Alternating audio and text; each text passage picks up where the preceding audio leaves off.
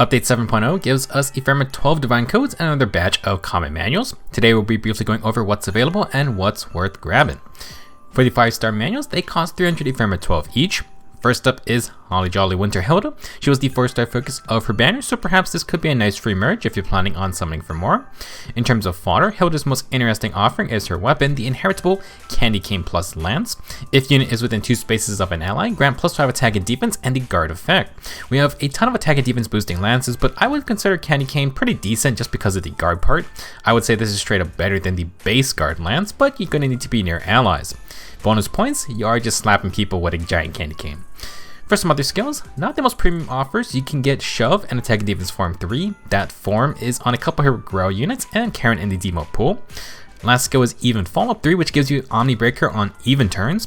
Free follow-up attack and follow-up denial is always nice, but the even turn restriction is not the greatest. Sadly, this is also an armor-only B skill, and with the continued dominance of enemy phase safe builds, well, it's not the best option. It can work as a cheaper option for a mixed phase usage, but generally any player phase types just build Bold Fighter, and enemy phase has a million quick riposte options.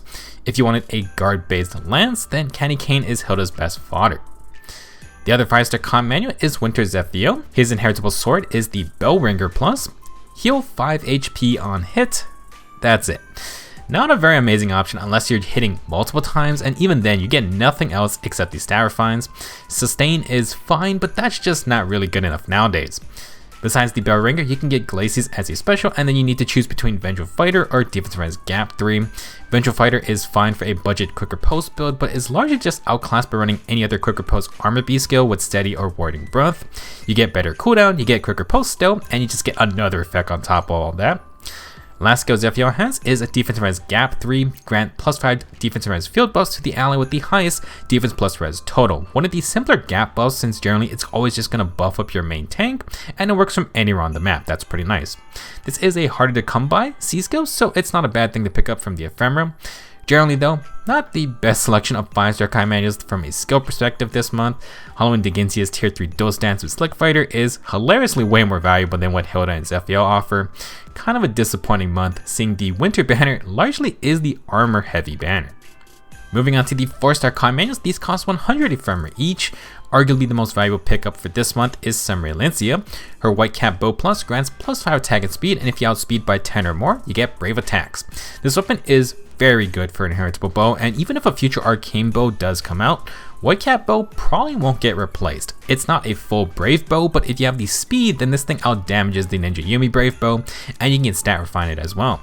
If you're trying to bust through a tank with low speed by using Brave hits, then Whitecap is the way to go. For other skills, Elincia has drawback, and you can get attack and speed bond 3 at 4 stars. 3 to 4 star can get you the tier 2 for that. At 5 stars, Elincia has attack and speed link 3. Elincia is the only source of this variant that's not a 5-star only unit.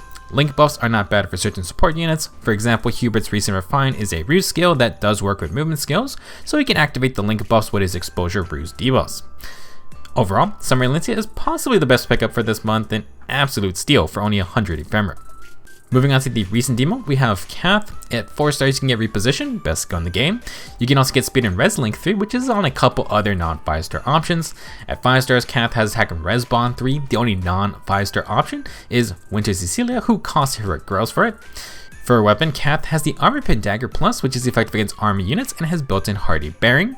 Actually relevant since this kind of hard counters Joe Mart's new Refine. He's not that tanky, and you will disable Vantage, which is kind of his whole deal. That said, there are a lot of other, stronger far saves who just ignore arm effectiveness anyway.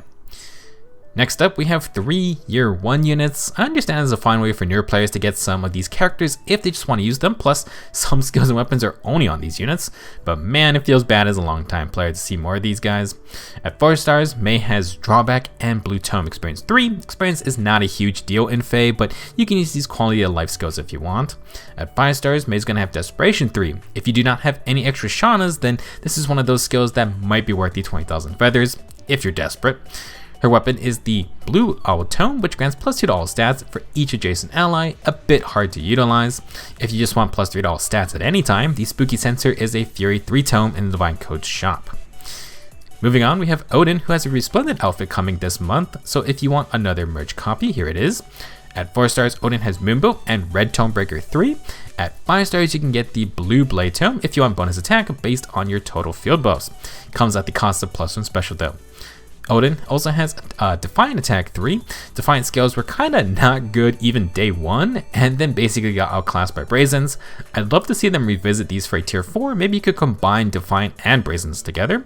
I would say maybe make the field buffs value even higher, but that could have some wild side effects with things like bonus doubler or Legendary Zero.